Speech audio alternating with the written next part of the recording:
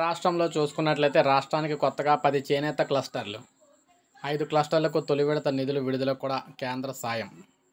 మరో 5కి 10 రోజుల్లో సంక్రాంతి నాటికి పట్టా లెక్కలోన పనులు. సో మీరు చూసుకున్నట్లయితే రాష్ట్రానికి కొత్తగా 10 చేనేత క్లస్టర్లను కేంద్రం మంజూరు చేసింది. కోటా ప్రభుత్వం నూతన డిజైన్లను ప్రోత్సహించి వారి ఆదాయాన్ని పెంచేందుకు కేంద్రం అమలు చేస్తున్న చిన్న తరహా క్లస్టర్ అభివృద్ధి కార్యక్రమాన్ని అయితే వినియోగించుకోవాలని నిర్ణయించారు. గుంటూరు, బాపట్ల, పల్నాడు, అనంతపురం, శ్రీ సత్యసాయి, పొట్టి శ్రీరాములు, నెల్లూరు, కాకినాడ, తూర్పుగోదావరి జిల్లాల పరిధిలో ఒక్కొక్కటి చొప్పున తిరుపతి జిల్లాలో 2 క్లస్టర్లు ఏర్పాటు చేయడానికి ప్రతిపాదన అయితే పంపించారన్నమాట. దీనికి కేంద్రం ఆమోద ముద్ర వేసింది. ఇందులో గుంటూరు, బాపట్ల, పల్నాడు, తిరుపతి పరిధిలో క్లస్టర్ల ఏర్పాటుకు తొలి విడతగా 5 కోట్లు విడుదల చేసింది. మిగతా వాటికి మరో 2 కోట్లు మంజూరు అయ్యాయి అన్నమాట. సో 90% రాయితీతో ఆధునిక పరికరాలు అయితే ఇవ్వబోతున్నారు.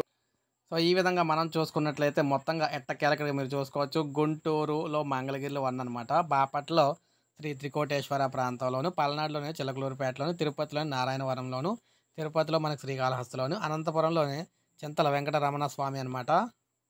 ఇక శ్రీ సత్యాయి జిల్లాలో హిందూపురం, నెల్లూరులోనే పాతూరు, కాకినాడలో పెద్దాపురం, తూర్పుగోదావరిలో వడి సలూరు, ఈ ప్రాంతాల్లో మనకి ఈ క్లస్టర్లు అయితే రాబోతున్నాయి. 90% సబ్సిడీతో ఇవైతే పంపిణీ చేస్తారనమాట.